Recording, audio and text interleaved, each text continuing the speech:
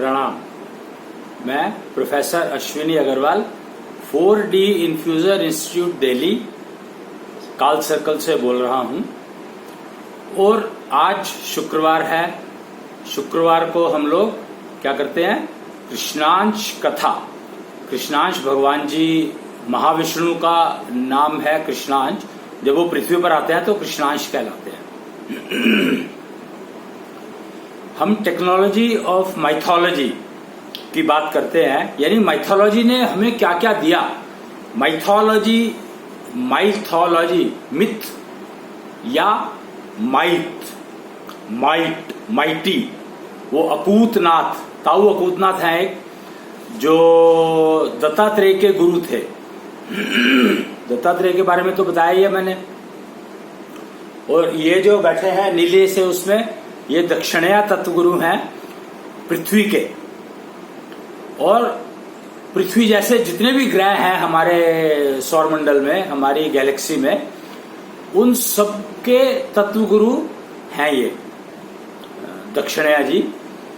और इसके बारे में कल बताया गया था, दक्षिणया जी के बारे में कल बताया गया था। और साथ में कृष्ण बैठे हैं और वो उनका हाथ पूरा मटकी में है, तो ज्ञान समुद्र का मंथन कर रहे हैं। मक्खन को ज्ञान कहा जाता है, तो ज्ञान समुद्र का मंथन करके उन्होंने कुच्छल वेद को दिया था लोगों को समझने के लिए। और कुच्छल वेद से ही नारी ज्ञान निकला, नाड़ी ज्ञान दोबारा से निकला, नब्ज ज्ञान या नब्ज ज्ञान निकला, मुझे पता नहीं पहले था क्या था, पहले क्या नहीं था, शायद था। तो फिर से कलयुग में कैसे यूज होगा उसका, वो तरीका कृष्ण ने ज्ञान समुद्र का मंथन करके निकाला था, दिया होगा। और कुच्छल वेद में ये सारी जानकारी मिल जाती है, पर कुच्छल वेद लिखा नहीं गया है, ये मान लेना आप। तो ये तो आकाश तत्व पर पढ़ना पड़ेगा। इसने ही वैलिडेट किया कि वेद जो थे, वेद व्यास जी ने लिखवाए कैसे। लिखे तो गणेश ने थे, गणेश जी ने लिखे थे, लेकिन वो लिखवाए वेद व्यास जी ने कैसे? तो आकाश तत्व पर सब कुछ लिखा हुआ है, उसको पढ़ करके वो बोलते जा रहे थे। पर क्योंकि वो बोलना बहुत अच्छी स्पीड चाहिए उसको पढ़ने के लिए, गति चाहिए, समय की गति से अगर आप नहीं चलोगे तो आप उसको पढ़ नहीं सकते, क्योंकि वो तो इन्फॉर्मेशन है, आती है, चलती रहती है इधर उधर कोई मतलब पता थोड़ी है उसके बारे में, कुछ भी नहीं पता। आकाश तत्व में लिखा होता है, यही बात नहीं पता थी। ये बात तो अब समझ में आई। एक बार हम चंडीगढ़ में बैठे थे, तो वहां पर एक कोई वर्ल्ड बुक फेयर लगी थी। तो वर्ल्ड बुक फेयर है, तो मतलब तकरीबन सारे लोग उसको, बुद्धिजीवी आते ही हैं वहां पर। तो कुछ सिख संगत के लोग आए, मैं वहां पर था, तो मेरे को कहते हैं कि सर, वो मैं कुछ डेमोन्स्ट्रेशन कर रहा था श्वास योग की, और उन्होंने उसको देखा तो उनको लगा कि ये कैसा प्राणी है, ये क्या चीज है, ये क्या चीज है, समझने के लिए आए। क्योंकि बुक स्टॉल लगा हुआ था और मैं श्वास योग का डेमोन्स्ट्रेशन दे रहा था, क्योंकि बहुत सारे नेचुरोपैथी के डॉक्टर्स आए हुए थे वहां पर, बैठे थे, जो कि उनको कहीं से पता लगा होगा हमारे बारे में। तो उनको मैं श्वास योग की डेमो दे रहा था, और वो सिख संगत के जो लोग थे वो कहीं दूर खड़े हुए देख रहे थे। तो उसके बाद वो आए मेरे पास और उन्होंने कहा कि सर, आप ये जो करते हो, इसके साथ में अगर आप ये और कर लो तो आपको तो बहुत कुछ मिल सकता है। तो मैंने कहा, पर ये सब तो मैं पहले ही करके, ये सब तो मेरे साथ हो चुका है। और वो क्या बात थी पता नहीं, आकाश तत्व के बारे में शायद कुछ कह रहे थे कि कुछ गोल्डन कलर का दिखाई देता है, फिर कुछ वो हिलने लगता है, कुछ जाने लगता है, कुछ बताया उन्होंने। अब मुझे नहीं मालूम उनका क्या एक्सपीरियंस था, और ज्यादा बात भी नहीं हो पाई। आधा घंटा, बुक फेयर में कितनी देर कोई रुकते हैं, पर उस आधे घंटे में उन्होंने जो बताया मेरे को, तो वो सारी घटनाएं मेरे ख्याल से जा चुकी थी। और खाली मेरे साथ नहीं, टीम के बहुत सारे मेंबर्स के साथ ये घटनाएं हो चुकी थी। तभी हम लोग एक टीम फॉर्म अप कर पाए और उसके ऊपर बातचीत करके और कुछ डिस्कशंस पर पहुंच पाए। फाउकोलॉजी जैसा सब्जेक्ट तैयार हुआ। तो मैं ये बता रहा था आपको कि वेद व्यास ने आकाश तत्व पर लिखे हुए वेदों को पढ़ा, उच्चारण किया, बोला, और गणेश ने उसको अपनी कलम से लिखा। जब कलम टूट गई तो बीच में कुछ मैटर मिस हो गया, क्योंकि वो याद नहीं कर रहे थे, वो लिख रहे थे। लिखने जो बोलते जा रहे थे वो उसको उतारते जा रहे थे बस। तो जो मिस कलम टूटने की वजह से जो हिस्सा मिस हुआ उसको इस देने के लिए जनता को, पब्लिक को, मैनकाइंड को, ह्यूमन बर्थ को परशुराम जी ने पूरा महादेव की स्थापना की थी। बागपत में पूरा महादेव, एक महादेव जी का मंदिर है, वहां पर अगर जाएंगे आप तो ये सब जानकारी आपको मिल जाएगी कि बागपत में पूरा महादेव की स्थापना की गई थी परशुराम जी द्वारा, और कुच्छल वेद को जागृत करने के लिए उन्होंने ये काम किया था। क्यों? क्योंकि वो एक मुहूर्त ऐसा था, जब वेदव्यास जी ने बोला था वो मुहूर्त कभी रिपीट होने वाला नहीं था, और कलम टूट जाएगी इस बात का अंदाजा था ही नहीं, कहीं पर दूर दूर तक पता ही नहीं था, क्योंकि बेस्ट कलम ली गई थी उस समय में। पर वो लिखने की गति इतनी तेज थी, उनके बोलने की गति के बराबर, बोलना और लिखना कभी बराबर हो सकता है कि आप सोच के देखो, पर उस समय में उनकी जो बोलने की गति थी वही गति से वो लिख रहे थे। कलम टूटने की वजह से जो हुआ उसके कारण कुच्छल वेद जो है वो नहीं आ पाया, और अब वो आकाश तत्व पे लिखा हुआ आना नहीं था, मतलब दिखना नहीं था, वो मुहूर्त नहीं था कि आप उसको पढ़ सको। तो कुच्छल वेद जगाने के लिए परशुराम जी ने पूरा महादेव की स्थापना करी, और फिर ज्ञान समुद्र का मंथन किया कृष्ण जी ने।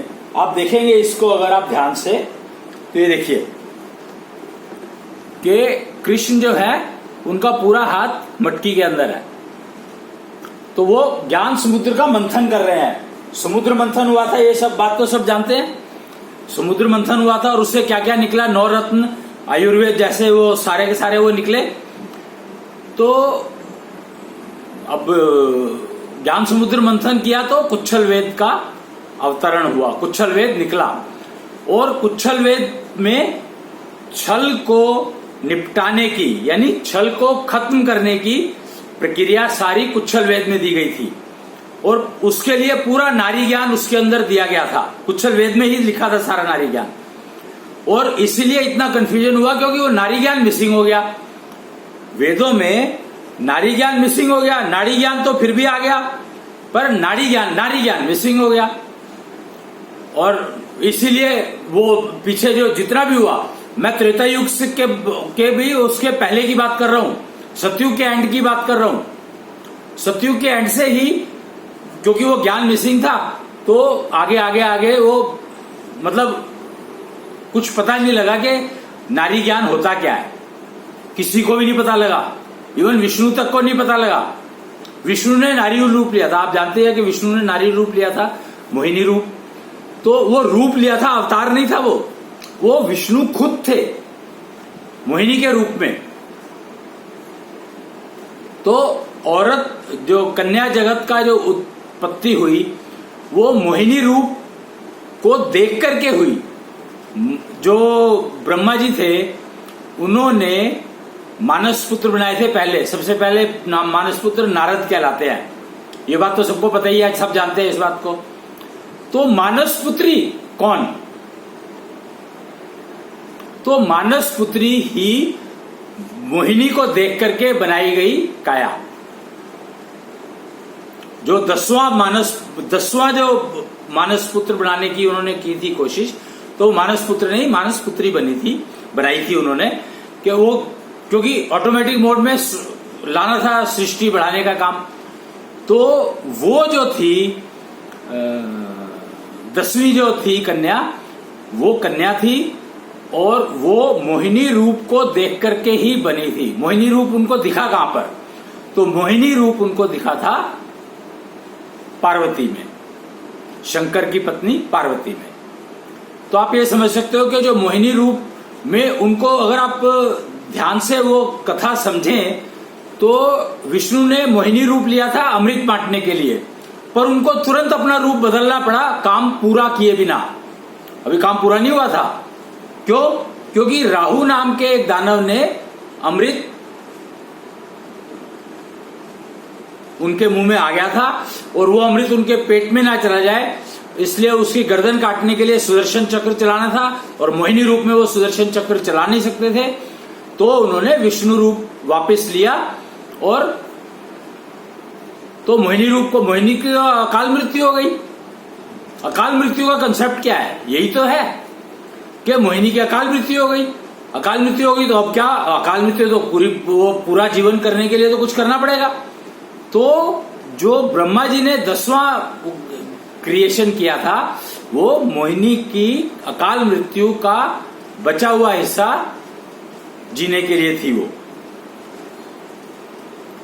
तो ये सब बातें समझ में आती हैं जब हम अपनी योग्यता को बढ़ाते हैं। योग्यता बढ़ाने के लिए फाउकोलॉजी ने सारे सिस्टम दे दिए हैं, आप उनको समझो। दक्षिणीय योग तक, श्वास योग, अकूत योग, दक्षिणीय योग तो कल ही आया है, और एक और आया आज, एक सुबह सुबह आया है। कौन सा योग? ची योग, नारी ज्ञान के लिए। नारी ज्ञान, नारी में एक बीज होता है, सीड, उसका नाम दिया गया है ची सीड, CHI, ची सीड। तो ची सीड क्या है? ची सीड एक्चुअली रिप्रोडक्शन सिस्टम जो फीमेल का है उसको मेंटेन करने के लिए, उसको स्वस्थ रखने के लिए, एक समझो आपके मेंटल बॉडी में एक पार्ट है जिसको कि आपको ठीक रखना पड़ता है ची योग के द्वारा, ची योगा के द्वारा, सॉरी योग नहीं योगा, ची योगा के द्वारा उसको आपको स्वस्थ रखना पड़ता है। तो आपका रिप्रोडक्शन सिस्टम परफेक्ट चलेगा, चल सकता है। उसके लिए आपको ची योग का यूज करना पड़ेगा। तो ची योग और ची सीड समझना पड़ेगा आपको। ची सीड समझना क्या पड़ेगा आपको? आप तो जान लो कि आपका पूरा रिप्रोडक्शन सिस्टम में अगर कोई भी प्रॉब्लम है तो इसका मतलब है कि आपके ची सीड की हेल्थ डिस्टर्ब हो गई है किसी भी कारण से। तो आपको ची सीड को मेंटेन करना पड़ेगा, और मेंटेन करेंगे तो आप अपने रिप्रोडक्शन सिस्टम को हेल्दी रख सकते हैं। और डिवाइन चाइल्ड डिलीवरी, अब जो आज की जो रिसर्च है, एआई आप जानते हैं आर्टिफिशियल इंटेलिजेंस, और एनआई नेचुरल इंटेलिजेंस। तो एआई के ऊपर बहुत लोग काम कर रहे हैं, पर एनआई के ऊपर बहुत कम लोग काम कर रहे हैं। हमारी टीम एनआई बेस्ड एआई पर काम कर रही है, और बाकी लोग इलेक्ट्रॉनिक्स बेस्ड एआई पर काम कर रहे हैं, आईटी बेस्ड एआई पर। तो एआई मतलब आर्टिफिशियल इंटेलिजेंस। तो एआई और एनआई का संगम, एआई और एनआई का संगम जब हुआ, यानी दोनों को, एआई को जब एनआई ड्राइव करने लगी तो हमें ये सब चीजें समझ में आने लगी, योग्यता बढ़ने लगी। और अगर हम इसको स्केल पर देखें, आप नैनो टेक्नोलॉजी की बात करते हैं, हम लोग नॉर्मली नैनो टेक्नोलॉजी के बारे में बात की जाती है, तो नैनो टेक्नोलॉजी का मतलब है 10⁻⁻⁹। और अभी हम टेंस ऑफ नैनो पर काम कर रहे हैं। नैनो पर तो पहुंचे ही नहीं है अभी, tens of nano, hundreds of nano पर काम कर रहे हैं। सब माइक्रो, माइक्रो का मतलब 10⁻⁻⁶। और मैं जो बात कर रहा हूं, एआई की जो बात कर रहे हैं, एआई जो है कोशिश कर रही है 10⁻⁹, -10, -11 तक जाने की, पर जा नहीं पा रही है। क्यों? इलेक्ट्रॉनिक्स की लिमिटेशंस है। वो एम्बेडेड को जानते ही नहीं है, AMBEDED, एम्बेडेड को जानते ही नहीं है, एम्बेडेड पर काम कर रहे हैं। तो एम्बेडेड में तो वो संभावना है ही नहीं। एम्बेडेड तो आपको मैक्सिमम 10⁻⁹ तक ले जा सकती है, और जब हम एम्बेडेड की बात करते हैं तो ये आपको ले जाती है 10⁻⁻64 तक। कितना गैप है? तो ये चीजें हमें समझनी पड़ेंगी, लेकिन समझने के लिए पहले हमें अपना सिस्टम तो ठीक करना पड़ेगा भाई। बिना सिस्टम ठीक किए थोड़ी आ जाएंगी ये चीजें। अभी हमें सांस लेना तो आता नहीं है, श्वास योग करना ही नहीं आता। हम लोग श्वास योग की बात करते हैं, श्वास योग करना ही नहीं आता। अरे जब योग्यता ही नहीं है तो हम भगवान और देवता और भगवान में फर्क कैसे समझेंगे? कृष्ण ने भगवान बनने के लिए तपस्या शुरू की थी। 56 भोग की बात करी जाती है, जब कृष्ण की बात आती है तो 56 भोग की बात करी जाती है। ये बात तो आपको पता ही है कि 56 भोग डायरेक्टली जुड़ा है कृष्ण से। 56 बहुत इंपॉर्टेंट वर्ड है, बहुत ही इंपॉर्टेंट शब्द है, नंबर है 56, 56 मतलब कमाल का है। वो बुद्धि, वो दिमाग जिसमें शुक्र तत्व एक्टिव हो। नॉर्मली दिमाग में शुक्र तत्व होता ही नहीं है, लोगों के है ही नहीं, मतलब वो वाला बीज ही उनको पता ही नहीं है उसके बारे में कि बुद्धि जो है शुक्र तत्व के बिना अधूरी है। अधूरी भी क्या, मुश्किल से 2% 1% काम करती। वो कहते हैं ना कि हम पूरे दिमाग का इस्तेमाल जो है मुश्किल से 3-4% कर पाते हैं, तो वो यही है क्योंकि शुक्र तत्व मिसिंग है उसमें से। बुद्धि में शुक्र तत्व जागृत करना पड़ता है और शुक्र सीड होता है, वो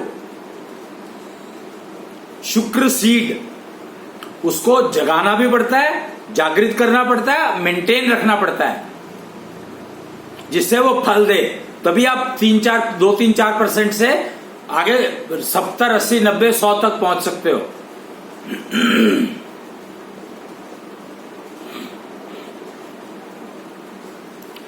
तो शुक्र तत्व, और इसके लिए युगल भगवान की उपासना करनी ही पड़ेगी। शुक्र तत्व अगर आप बुद्धि में जागृत करना चाहते हैं तो युगल भगवान के हाथ में है ये सब कुछ, वो ही दे सकते हैं, वही ये ब्लेसिंग्स दे सकते हैं। उनकी विधिवत पूजा करनी पड़ेगी, कोई चॉइस नहीं है। हवन करना पड़ेगा, जो हवन बताया गया है, निश्चल हवन तरीका, उसके हिसाब से कस्टमाइज करके। और ये होता है जून के महीने में।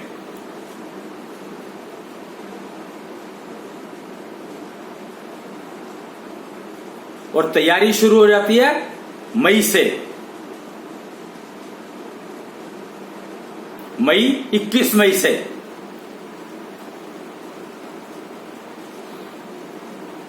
सॉरी 21 से नहीं, 23 मई से, 23 मई से तैयारी शुरू हो जाती है और पूरा जून 30 तक चलती है। जून 30 को इस यज्ञ की पूर्णाहुति होती है। तो आप ये समझे कि इसको हम लोग शुक्र जागृत चालिया मनाते हैं। 40 दिन हो जाएंगे मेरे ख्याल से, 30-40 तो नहीं होंगे। मई 31 का महीना होता है ना, 27, 28, 29, 30, सॉरी 23, 24, 25, 26, 27, 28, 29, 30, 31, 9 और 30, 9, 39 और 1 जुलाई को, यानी 30 जुलाई की रात को पूर्ण। तो चालिया कहा गया है इसको, शुक्र चालिया। अगर आप शुक्र सीड को जागृत करना है और वो करना है तो ये पीरियड बेस्ट रिजल्ट देता है। करना तो रोज ही, उसको मेंटेन करने के लिए करना तो आपको रोज ही पड़ेगा पर उसको मेंटेन करने के लिए रोज करना पड़ेगा। पर ये 40 दिन में अगर आप 40 दिन रोज बिना नागा रेगुलरली कर लेते हो एक ही स्थान पर। अब यहां पर ये कंडीशन है, अभी तक कोई कंडीशन थी नहीं, लेकिन इसमें ये कंडीशन है कि आपको एक ही स्थान पर बैठ करके करना है ये काम। नहीं कर पाए तो नहीं कर पाए, बेकार है। तो शुक्र सीड को जागृत करने का बेस्ट महीना ये है। तैयारी आप पूरे साल कर सकते हो, इस महीने में जागृत होने की संभावना मैक्सिमम होती है। जरूरी नहीं है जागृत हो जाए, पर मैक्सिमम संभावना होती है। और वो बुद्धि जिसका शुक्र तत्व ही नहीं है, तो वो बुद्धि ठीक काम करने के चांसेस बहुत कम है उसके, पक्की बात है। और युगल भगवान के हाथ में है।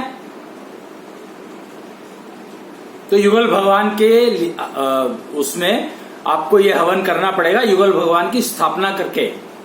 और स्थापना जहां पे हो जाएगी वहीं पर ही करना पड़ेगा। बाकी जो बाकी रोज के वो आप कहीं भी कर सकते हो, लेकिन ये 40 दिन तो आपको डेडिकेट करने पड़ेंगे उसी स्थान पर जहां पर आप युगल भगवान की स्थापना करेंगे। निश्चल भवन कस्टमाइज टू शुक्र सीड। अवेकनिंग। कृष्णांश कथा है, आज शुक्रवार है और 4 बजे हर शुक्रवार को ये कथा होती है FB लाइव पर। आप इसको देख सकते हैं। इसका वीडियो YouTube पर डला होता है, अश्विनी कुच्छल @youtube.com, और चैनल जो है ये, और या फिर embedded@youtube.com पर भी हो सकता है। भृगु ज्ञान youtube.com पर भी ये संभव है, हो सकता है, मिल सकता है आपको। पता है 3-4 चैनल है जहां पर अलग अलग तरह की इंफॉर्मेशन दी जाती है, तो आप देख सकते हैं। 4D इन्फ्यूजर इंस्टीट्यूट में ये चीजें सिखाई जाती हैं। इस 4D इन्फ्यूजर इंस्टीट्यूट या निश्चल टेम्पल्स जो बने हुए हैं जगह जगह पर, वहां पर जाकर के आप ये चीजें सीख सकते हैं। और जहां पर निश्चल टेम्पल नहीं है तो श्वास योगी होंगे, तो श्वास योगी को ढूंढिए और आपको मिल जाएगी। नहीं, इंटरनेट के ऊपर ये सारी जानकारी आपको प्राप्त हो सकती है। तो ये बात समझने की है कि हम लोग बात कर रहे थे शुक्र बीज, शुक्र सीड की अवेकनिंग की। बुद्धि तत्व को शुक्र बीज, शुक्र सीड मिला हुआ है। बुद्धि तत्व बुद्धि में होता है। ये बुद्धि को शार्प, तेज, अच्छा करने के लिए, पूर्ण उपयोग करने के लिए आपको इसको जागृत करना ही पड़ेगा। और जागृत करने का तरीका फिक्स है, इसमें कोई चेंज संभव है ही नहीं। 40 दिन 23 मई से शुरू होता है, और कन्या जगत को तो बहुत बहुत जरूरी है ये करना, तभी वो अपनी एक्चुअल स्ट्रेंथ को प्राप्त कर पाएंगी। और पुरुष को करना जरूरी है, नहीं तो वो उसका परिवार ठीक चलेगा ही नहीं। क्योंकि शुक्र तत्व जागृत होगा और शुक्र बीज फल देगा, तो उसका ही तो उपयोग करोगे आप जीवन, पारिवारिक जीवन ठीक चलाने के लिए।